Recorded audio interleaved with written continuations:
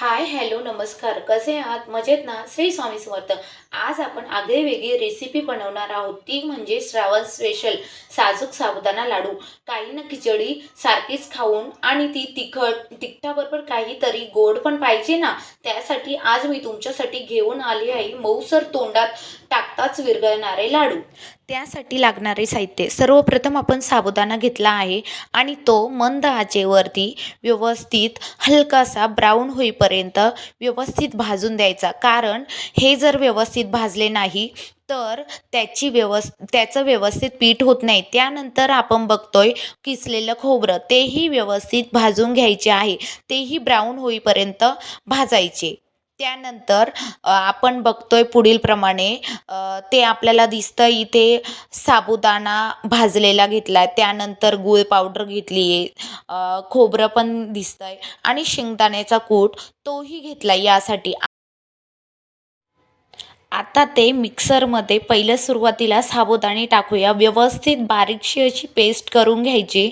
त्यानंतर one by one करून खोबरेही त्यामध्ये पेस्ट करून घ्यायचे.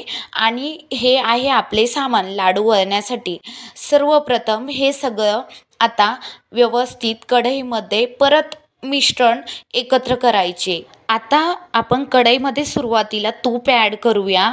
त्यानंतर जी ड्रायफ्रूटची मिक्स पावडर केलेली ती पण टाकून घेऊया. त्यानंतर वन बाय वन करून म्हणजे दाण्याचा कूट आणि खोबऱ्याचा किस आणि त्यानंतर आपण जो गूळ पावडर, जी साबुदाण्याचं पावडर केलेली तीही ॲड करून व्यवस्थित एकजीव करून घेऊया.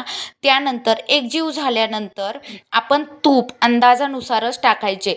जास्तही होऊन द्यायचे नाही आणि कमी होऊन द्यायचे नाही. कमी जर झाले तर लाडू वळता येत नाही. त्यानुसार घ्यायचे, अंदाजाप्रमाणे घ्यायचे. आणि हो मैत्रिणींनी, हे लाडू खायला अतिशय सुंदर आणि तोंडात टाकल्याबरोबरच विरघळणारे खूप छान लागतात. कारण मी हे सेकंड टाईम बनवून बघतीये आणि माझ्या घरात तर सर्वांचा आवडीचा पदार्थ झालाय. तुम्हाला माझे व्हिडिओज आवडत असेल तर जास्तीत जास्त लाईक करा आणि शेअर करा. मुवमेंट्स विथ माया या चॅनेलला सबस्क्राईब करा आणि तुम्ही बनवा आणि मला कॉमेंटमध्ये नक्की सांगा लाडू कसे झाले आणि टेस्टही कशी होती.